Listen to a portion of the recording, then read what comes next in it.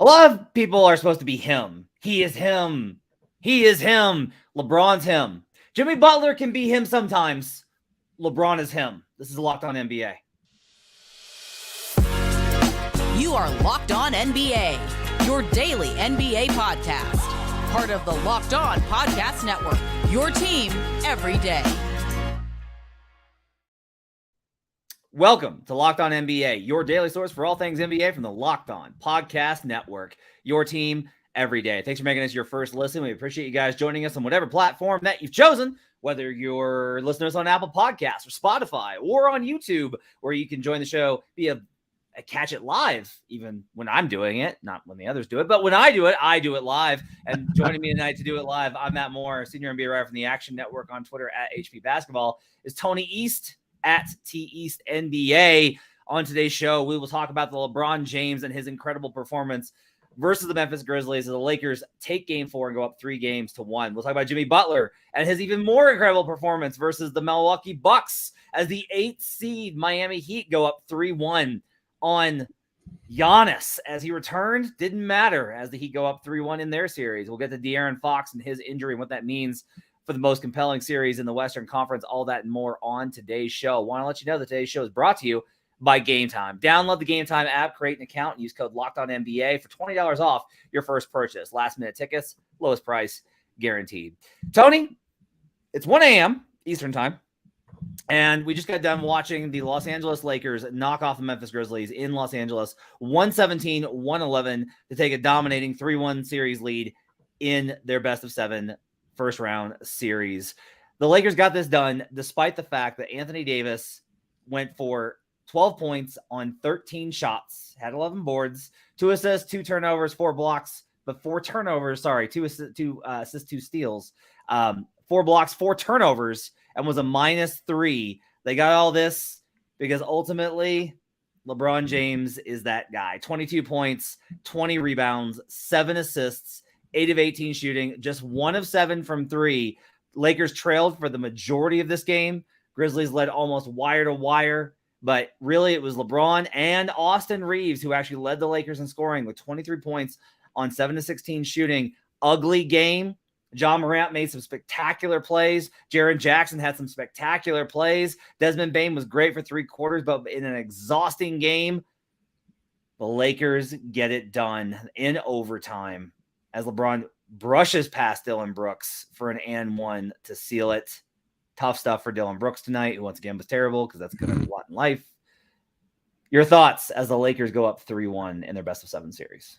My thought, Matt, is to ask you if dropping 20 and 22 counts as dropping 40 on someone. It feels like poetically it should, given how the series has gone. Yeah, this was weird. Like Memphis had this huge push right before halftime that I thought was going to be this big swinging moment where they had the lead. They figured it out a bit after being so stagnant in the first half. And like you said, they carried that lead through much of the second half. But at the end of this game, they were one play away so much from putting it away or putting it into a foul shot game situation or something. And they never got it. And in the end, that meant they gave LeBron chances to be LeBron James. And sometimes that meant he passed to Rui Hachimura in the paint when he shouldn't have. And that didn't quite work for the Lakers. And sometimes that meant he took it to the rim and hit a game-tying shot with 0.8 seconds to go, or drew an and 1 on Dillon Brooks to effectively put the game away in overtime. And it's like, sometimes you don't need all these other dudes on your team. Like, it felt like he was being not passive, but just like kind of easing in and letting his teammates do it a little bit late in the fourth and in the beginning of OT. But then he just had those moments where it's like, oh yeah, I'm LeBron. He would score. And they had this is just what the Grizzlies have had a problem with all series, is like they don't have the perfect matchup for him on the perimeter, and he can just do this sometimes. And when he does, he scores. And that was huge down the stretch of this game where the Grizzlies kind of were floundering. Honestly, for me, this game was like the culmination of everything for Memphis. Like for the Lakers, it's about the legacy and the history and all the contributions. And like Darvin Ham went small, and that paid off with DAngelo Russell hitting 3 threes, even though it was a terrible night. And Austin Reeves stepping up and making plays and all this, that, and the other. But for me, like to me, a lot of this series and the story of this game, like I think there are more chapters to write about the Lakers. I think this game in particular was like the culmination of everything for Memphis. John Morant with an injured wrist playing really phenomenal basketball, still making dangerous plays for himself. He hurt it again, but played through it. Like his wrist is just good. I don't know how his wrist is still attached at this point. I don't know how his arm is intact at all. I won't be surprised if he gets off-season surgery. The Grizzlies were one of the worst fourth quarter teams in the league. They were one of the worst teams. I believe actually the worst team in the league in the fourth quarter net rating. And you see it again. They have a lead, a 7-point lead when Dillon Brooks or Desmond Bane, hits a three in the fourth quarter. His last, I think, made field goal of the game, a huge shot. And then they just collapse after that. They just can't hold on to these leads. Why? Because their half-court offense, when the game gets slow, they can't execute. And you see it over and over and over and over again. Taylor Jenkins doesn't trust Luke Kennard, even though he's the only guy that when he's on the floor, there's appropriate spacing to allow the offense to operate as intended. It's been like, that's been the whole thing, is that when Luke Kennard's on the floor, they have done really well. They have won their minutes. They have played the way that they need to. They have gotten it done. You know, Kennard plays 13 minutes tonight, and like, yeah, they lost those minutes, but he's the only real shooter on the floor. And for the season, he's the guy that has really kind of boosted them. And the absence of him late was really crucial, and they needed that offense instead of sticking continuously with Dillon Brooks, who he won his minutes. He's +2, but wasn't enough to get it done. They talk so much trash. It comes back to bite them with LeBron putting on this type of performance, and this especially late game, blowing past Dillon Brooks for the M1. All of these things, the injuries that I think people really didn't understand what losing Brandon Clark was going to mean for them. It was so huge in this game. Not having Steven Adams was so huge in this game. Everything came together, and that's why the Memphis Grizzlies are down 3-1. The Lakers played phenomenal, I thought, in game 1 and game 3. This one, they didn't even play well, and they still got a win because Memphis, this is the culmination of all of their problems that has put them in this position. I think to go back on a few things you just said, the first thing is that the biggest stretch of the game that's going to go overlooked because LeBron made, a game-tying bucket with under a second to go and was really good in overtime was that stretch where Memphis was up 97-90 with 4:56 to go. And then in a 1-minute stretch, DAngelo Russell, who was quite frankly bad up to this point of the game, scored 9 points in a minute and was just like the best player on the floor for a hot second there and gave the Lakers the lead back late. And it still went back and forth. But for D'Lo, who had an off night, he had 3 threes, all dots, 2 of them off of assists from Reeves to get the Lakers into the game. Like if any one of those doesn't go, and like he had a possession 2 seconds later where he missed 2 on the same possession, right? Like that was his night. But that 1 minute was absolutely massive. And yet reflective again of, like you're talking about, some of Memphis's issues defending on the perimeter without Clark and giving the Lakers extra possessions without Adams, right? Lakers did very well on the glass, 13 offensive rebounds, extremely significant, right? They end up doing their thing and keeping up as much as they can, and it matters. Like Xavier Tillman had his amazing game, but can't do that all the time, right? It's just like you said, all their problems kind of happening at exactly the same time, and D'Lo can expose them in a stretch like that. That's extremely significant because the Lakers didn't get good games from a lot of their other trade deadline acquisitions, even some guys they've had all season. Like Hachimura was 2 for 9.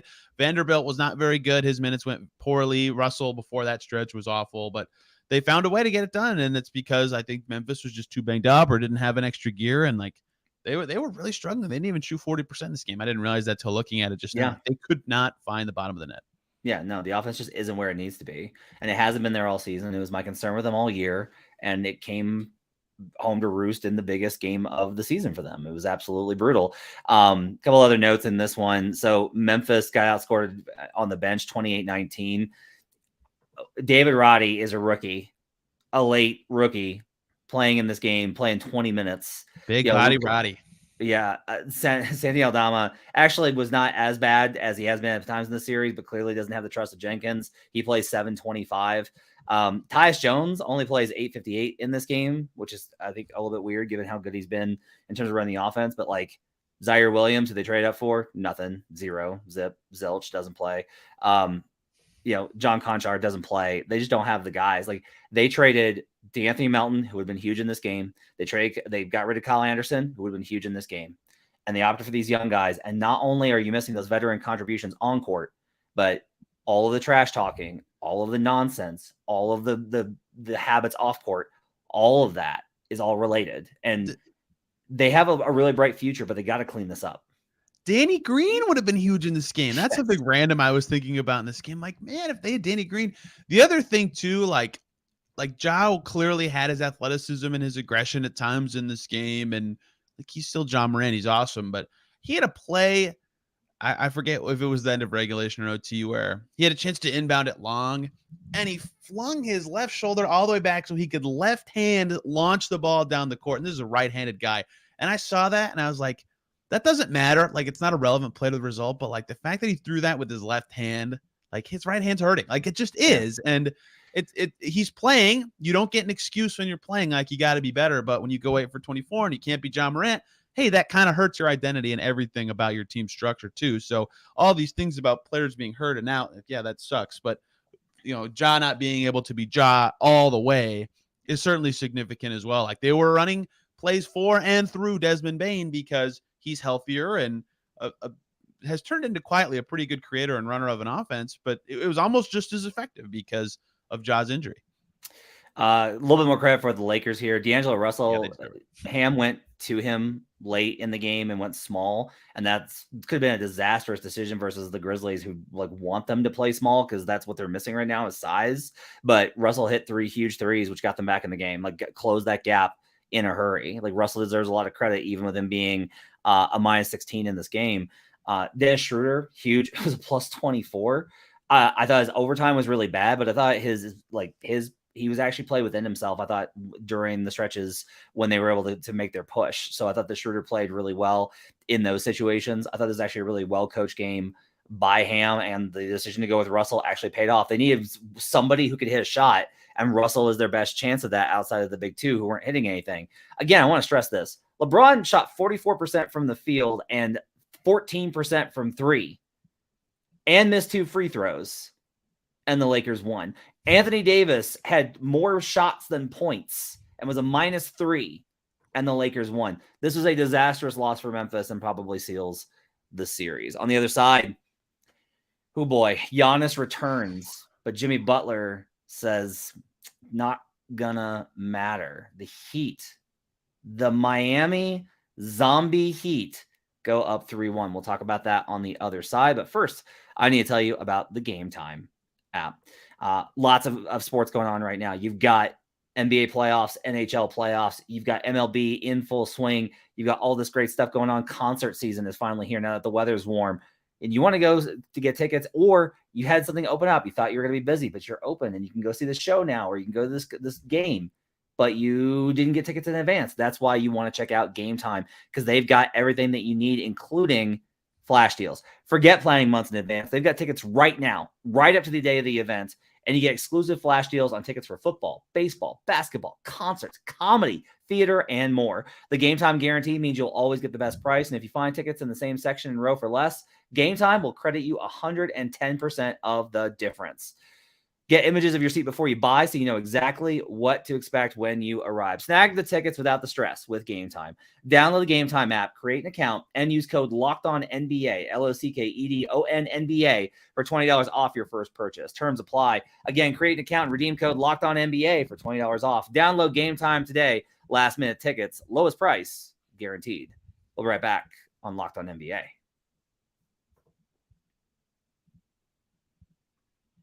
Back here on Locked On NBA. Thanks for joining us and making us part of your day. Appreciate you guys being with us on a Tuesday. Tony East filling in for David Ramil, who I imagine is having himself a pretty good night as a co-host of Locked On Heat as the Miami Heat go up 3-1 over the Milwaukee Bucks.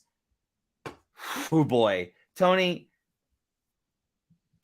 the Bucks led. I rewatched the fourth quarter. Bucks led by 13 midway through this fourth quarter. About 7 minutes ago, they led by 13. Had this in the bag. It was done. And the Bucks did what they have done every postseason, including 2021. They just managed to get past it. They missed open shots, and they completely broke down, and the opponent hit everything, led by an absolutely incredible, sensational, indescribable performance from Jimmy Butler. 56 points in 41 minutes on 19 of 28 shooting, including Jimmy Butler, who doesn't take threes, shot 8 threes, hit 3, including a late step back, which was an absolute monster shot. 15 of 18 from the line. He got to the line for 18 shots, 9 rebounds, 2 assists, and a block with just 1 turnover for Jimmy Butler as the Miami Heat win 119-114 despite 26 points, 13 assists, and 10 rebounds from Giannis and 36 points, 11 boards from Brook, and it still wasn't enough. The Heat are 1 win away from knocking out the number 1 seed, the NBA championship favorite Milwaukee Bucks. Your reaction? The Heat were 3 minutes away from losing a play-in game at home and being out.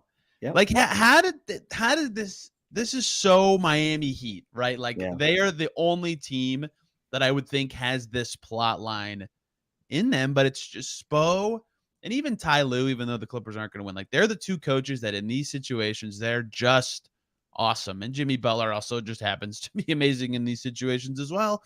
It's just what the Heat do. They find game plans that work. They find the right guys to do well. Like, yes, Jimmy was amazing, but they always find these role player successes. And like, this is a Heat stat too. Tim Reynolds from the AP. Thank you for this. The Heat entering today in the last 25 years, Matt Moore, they were 9-494 when trailing by 14 or more in the fourth quarter. Now they're 10-494, right? Like that just doesn't happen. But it did because they're the Heat in the postseason, and they don't care if you're not 13 in the middle of the quarter. I can't remember exactly when that big deficit was, but Jimmy Butler just does everything. Like, it's funny if you go through the play-by-play of the fourth quarter, just scroll to any random moment. There's at least 3 Jimmy Butler buckets, like on the Heat side of the ledger. And I still thought when they were down too late that they were going to lose this game. Brook Lopez was amazing and gave the Bucks a late lead, but Jimmy was just too good. 21 in the fourth for him, and yet the Heat culture stuff that I mentioned, like other guys stepping up. Caleb Martin was awesome in this game in every way. On the glass, scoring the ball, couldn't miss. Defense was fantastic. Kyle Lowry was good again. Haywood Highsmith gave him just enough defensively on the interior. It's just the Heat. They just find ways to win these games all the time, and I gave a lot of credit to those guys, but when you have 56-9, like it's Jimmy Butler's show. Sorry, Himmy Butler's show, as they say. You know, I talked about how like that Memphis game was everything Memphis. This game was everything Miami and everything Milwaukee at the same time. Look, the Bucks won in 2021, and I say this not as somebody that's like a doubter or a hater. I say this as somebody that like wants good things. Like I think Giannis being in Milwaukee and wanting to be there and winning a title with them, like that's a good story. They built a great team. They got great coaching from Mike Budenholzer. They upgraded over Jason Kidd, and they stuck with Chris Middleton and believed in him. And they traded all their assets for Drew Holiday, who was worth it. And they believed in what Brook Lopez could bring. And they did all these things. And it was great that they won a title. And Bobby Portis, like they did all these things and they brought in a title. But as somebody that has watched them through all of these playoff runs over the last 4 years, 5 runs, this is the thing that's most frustrating is they can have all the good process in the world, but when things get really tight, they don't hit shots. And for some reason, the opponent does. And I'm swearing to you, it's not bad defense. Because if you look at any of the metrics that evaluate like how good a shot is this based off of the contest level, like the contest numbers for Miami in this series are insane. Like this is some of the best shot making you will ever see relative to the standard. And even then though, like it's not like you can excuse it. It's not like, oh, just bad luck. You had a 13-point lead. You have to hold that on the road. The other thing I'll say here, Tony, Mike Budenholzer talked about the situation with Giannis over the last couple of days. And one of the things he said was like, you know, he wanted to play in game 3, but like we have to make the best decision for him long-term and like all these types of things. The tone of the comments was very much like, well, no, yeah, like we're just being cautious with him. He really wanted to play. If Giannis feels like he can play and you are on the road in a 1-1 series versus this team, I'm not saying you should risk like long. If it's like, oh yeah, he could suffer a serious injury that could end his career. Cool. If that's the case, forget everything I'm saying. But if Giannis feels like he can play and you sat him because you were just like, oh, we can afford to lose this one. Now you can't because now it's 3-1 and your odds of winning the series are tiny. Your margin for error is now 0. You lose another game and that's it. And that might be it for a number of things. Like you lose like this with where they're at with salary cap and age, and we're talking coaching staff, we're talking roster changes, and all of those things, it's going to be very difficult to reconfigure a championship team around Giannis, which leads to much bigger questions. I am deeply concerned that the Bucks have maybe, with a lot of assumption, bought into an idea that they were a little bit better maybe than they were because of their record, which wasn't backed up by their performance for most of the season. Matt, I'm getting a phone call to remind listeners too that they just had an ownership change too. That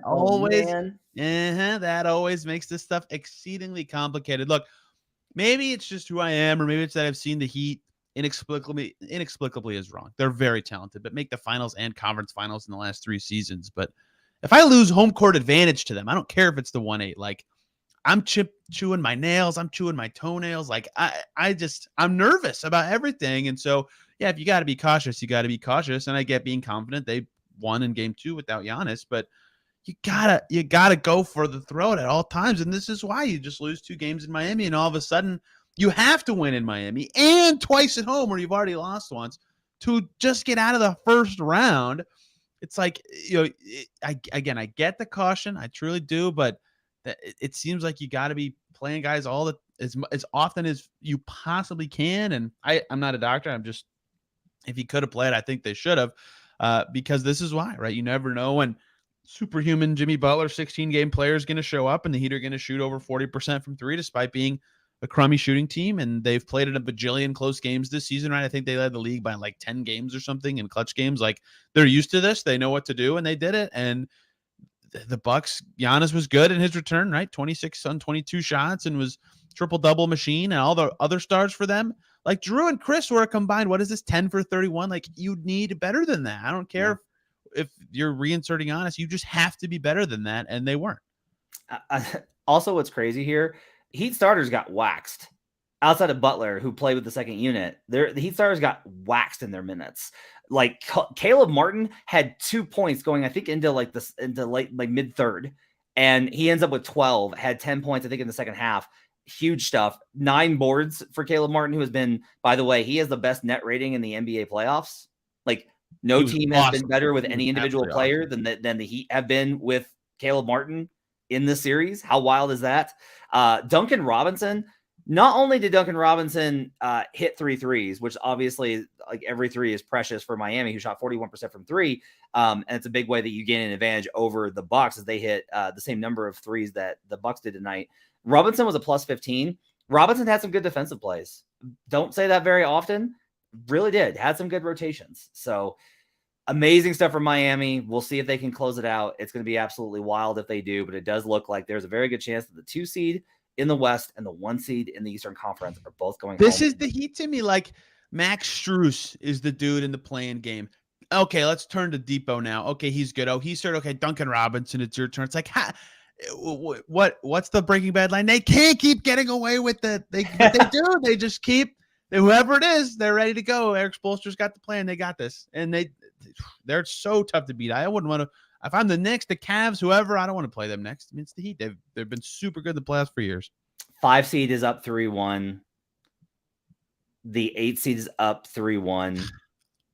The 7 seed in the West is up 3-1. The 4 seed in the West is up 3-1. And the 2 and 3 in the East are at least fine. So we have some semblance of normalcy, and the 1 seed in the West is up 3-1. We'll see how those series shake out. On the other side, some devastating news for the Sacramento Kings. We'll talk about De'Aaron Fox's injury and what it means for the Kings and their series versus the Warriors. We'll do that on the other side. But first, I'm going to tell you about FanDuel Sportsbook. Grand slams, no hitters, and double plays are back, and there's no better place to get in on the MLB action than FanDuel, America's #1 sportsbook.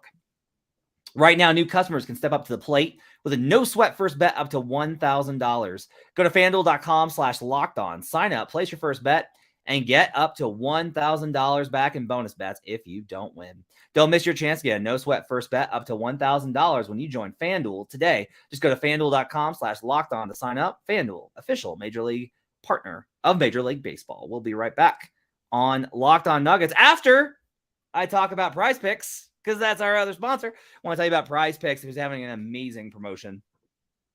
They're having a 1 million daily Superflex promotion. Every day of the NBA playoffs through the finals, one PrizePicks user will win a chance at becoming a millionaire. One entry plays after 8 a.m. Eastern will be randomly selected each day. Whoever plays that entry will be given a 6-pick flex with the following payouts. 6 correct picks equals $1 million. 5 correct picks equals 80,000, and 4 correct picks equals 16 grand. Full details can be found at prizepicks.com/million. You must opt in at the link to be eligible for the $1 million entry. But once you opt in, all you got to do is play the game like normal, and you could be the lucky winner. PrizePicks is daily fantasy made easy. You just pick 2 to 6 players, and if they'll score more or less than their PrizePicks projection, and you can win up to 25 times your money on any entry. You're not competing against other people, so you're not dealing with folks that have tons and tons of models in front of them. It's just you versus the projections, and they offer projections on any sport that you watch. NFL, NBA, MLB, NHL playoffs are in full swing. PGA, college sports, WNBA starts soon. Tony East has got you covered on all things Fever, as he covered the Elite Boston presser this morning. You can cover that at PrizePicks, Euro basketball, cricket, and more. Entries can be made in 60 seconds or less. It's just that easy. They offer safe and fast withdrawals, and are currently operational in over 30 states and Canada. Download the PrizePicks app or go to prizepicks.com to sign up and play daily fantasy sports. First-time users can receive a 100% instant deposit match up to $100 with promo code LOCKEDON. Don't forget to enter promo code LOCKEDON at sign up for an instant deposit match up to $100.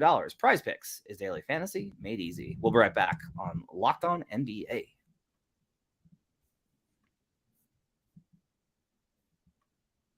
Final segment here on Locked On NBA. Thanks for joining us and making us part of your day. Appreciate you guys being with us. Make sure to tune in tomorrow. John Corrales and Jake Madison will have you set for the Tuesday slate and get you set for your Wednesday in the association. Big games tomorrow as teams look to close out their series. Make sure to tune in right here for whatever the next bout of drama is going to be. All right, Tony. So the bad news today was De'Aaron Fox. The injuries continue in the NBA playoffs as De'Aaron Fox suffers a hand injury that has left him doubtful for Game 5 of the Western Conference Series versus the Warriors.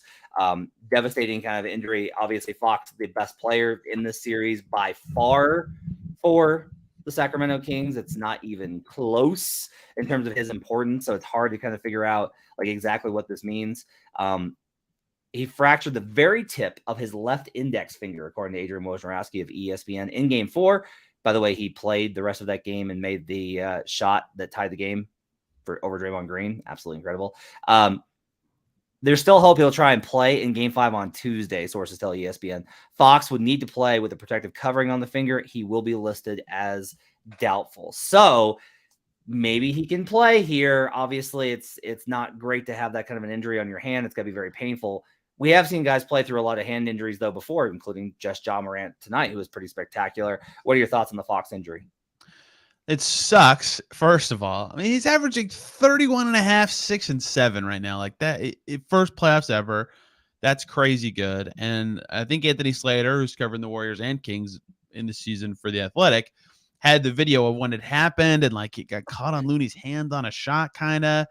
And then he hits the 3, like you just mentioned, right over Draymond to tie or put them down 1 in that fourth quarter of Game 4. Like, he looked good, but it was one of those injuries, as it's kind of been explained more on the internet space, that, you know, right at first it just kind of hurts, but it swells over time. So it's probably worse in the coming days, which is why he was able to play well to close out the game. But yeah, even if it's just something as minor as playing with a brace, that's still a significant thing, right? Like it was for Morant. And maybe I'm overthinking one pass he made with his left hand, but certainly something that would bother him. And De'Aaron Fox is left-handed, so this is his shooting hand. And this is the same injury Sabonis, I think, has been dealing with too, right? For most of his season that he started dealing with back in December. Like, it just sucks for the Kings that this is the case. And the reason it's a big deal for them, among many, is like he's so much of their creation out of their non-DHO game that the Warriors have blown up pretty well, right? Like, Davion Mitchell's had a great series. He's defended well. He's understood the Steph assignment as well as anyone can. But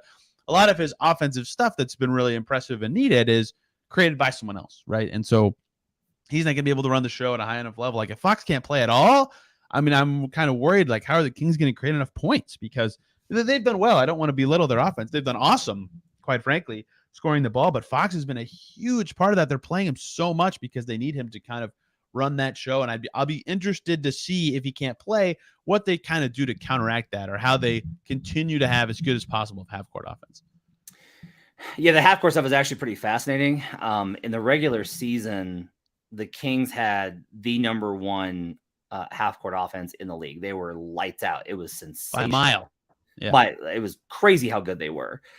In the playoffs, however, they're just 12th. They're actually at just 94.6 at cleaning the glass. That's not good. Like, if you really kind of break this down, when the Warriors are not turning the ball over, they're controlling this game, which is why these games have been so close. So, Fox's inability maybe to make more steals and swipes and play on the defensive end with the finger might actually make a little bit of a difference. It's hard to evaluate this. I've seen John Wall play with like a fractured wrist that they like braced together and he managed to play through it. Like, I've seen crazy things when it comes. Players can't play through leg injuries, but they can play through hand injuries in amazing ways. We'll see what they can perform, but the series has been so tight. I have no idea what to expect because honestly, it seems like every game, this last game, it looked like the Warriors were in charge and then the Kings just kept hanging in, but couldn't get it done. Warriors controlled game one for a lot of it. And then the Kings just stormed back to win. So the unpredictability, I think, is huge in the series. Can I make fun of the people who said, the Kings should want to beat the Warriors at full strength and have Draymond play? Well, then the Warriors should be bummed about this injury because now there's going to be an asterisk if they beat the Kings. See how stupid that sounds when it's flipped around? I was one of those people. So I will just tell you right now. I will absolutely write the column that the Warriors should be disappointed in the Fox injury. I'll be consistent. Asterisk for everyone, Tony. Everybody gets an asterisk. It's different when it's the defending champs and a team that hasn't made the playoffs in 16 years, certainly. But yeah, I wonder if he could or couldn't play. But like the thing about the brace too is like if you're De'Aaron Fox and you miss, I don't know, one of your first 3 shots, right? You're automatically thinking about it for your next couple, right? Because there's a thing on your hand and it's your shooting hand and you feel it every time you touch the ball or try to put a shot up in the air, right? Like that's going to bug you or be a part of what you're thinking.